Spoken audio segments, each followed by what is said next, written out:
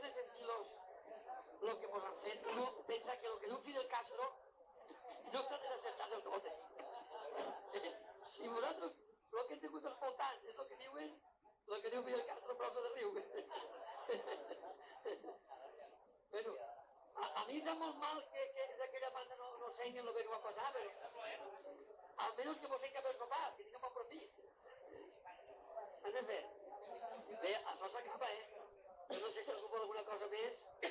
Ja es queda dir-vos que... Joan... Joan, que parli Joan.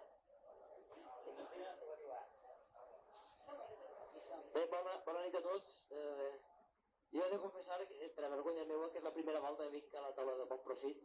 I no res, dir que com ja imaginàveu, doncs això, que és una gran cosa i estic molt sorprès de les coses que estic escoltant d'ací. I crec que hi ha dues reflexions importants per tot el que he escoltat esta nit. La primera és la magnífica intervenció que hem escoltat sobre Joan Baptista Basset. Hi hauria una matisació que sí que m'agradaria fer, i és que hem parlat de la falta possible de referents, de mites en la concepció unitària del País Valencià. I més que no una falta de mites, crec que el que hi ha és una falta de coneixement d'uns mites reals que hem tingut en la nostra història. I potser l'observació que volia fer era posar immediatament després de Jaume I o del Triangle Blanc, i per què no de Joan Martorell, que el personatge s'ovala més de l'obra, no oblidem, per favor, que a més de la figura que trobo que efectivament és tan interessant com s'ha esmentat, crec que no podem passar de llarg conèixer que els valencians tenim un personatge com Ausiàs Marc en el segle XV, que tenim Jordi de Sant Jordi, que valenciana era Sor Isabel de Villena, que valencians eren Jaume Gasull i Bernat Celollar, que valencià era Jaume Roig, que va escriure l'Espill així uns pocs quilòmetres més cap avall, a la vall de Callosa, i que valencians han estat tants i tants personatges de transcendència importantíssima, no solament en la història de la literatura, sinó en la història del pensament. Pense en Joan Lluís Vives i en tantes persones que a voltes han estat eclipsades per la potència, pot ser, política d'altres cultures que no per això són ni millors ni pitjors.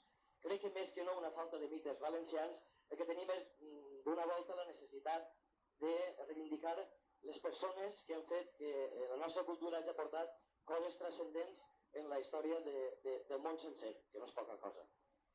I l'altra qüestió era una qüestió estrictament fonètica i filològica que porteu entre mans, allò del Guadalès. Bé, vull dir que la gent d'esta vall té la sort de comptar amb lingüistes prestigiosos, no solament ja per desgràcia traspassats, com és el cas de Coromines, sinó gent de la terra que treballa i treballa molt seriosament en l'estudi de la nostra llengua, com és el cas de l'amic d'ací de Callosa d'en Sarrià, Vicent Beltrán, que té tot un llibre publicat sobre els topònims, les peculiaritats fonètiques i el parlar tant de la vall de Guadalès com de la vall de Bolulla, i gent com Jordi Colomina de la Universitat d'Alacant i molta altra gent que segurament vos podria donar llum en aquest sentit.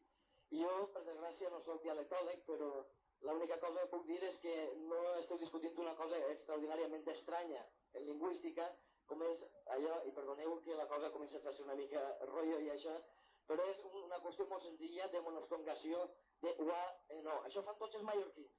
L'aigua, que diuen, de l'aigua. Aneu a Mallorca, els veïns de Mallorca que han repoblat els veïns de la Marina Alta, pràcticament tota, però sobretot en el cas emblemàtic de Tàrbena, i escoltareu que és un fenomen que fan abundantment. El que no m'atreviria a dir, insistís, no és la meva especialitat, és si allò de Guadalest és una hipercorrecció d'un hipotètic Godolest antic, o al contrari, és a partir d'un Guadalest antic que per monostongació, igual que així a Confrides, fan la neu a Confrides, que jo tinc entès, no qualla, sinó que colla. No sé si les persones d'ací de la vall podrien donar-me la raó. Si això és un fenomen habitual d'esta vall, de Guadalest, la monostongació donaria Godalest. El que és possible que també sigui al revés.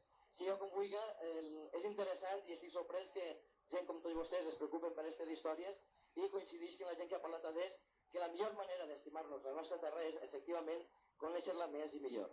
Moltes gràcies i bona nit.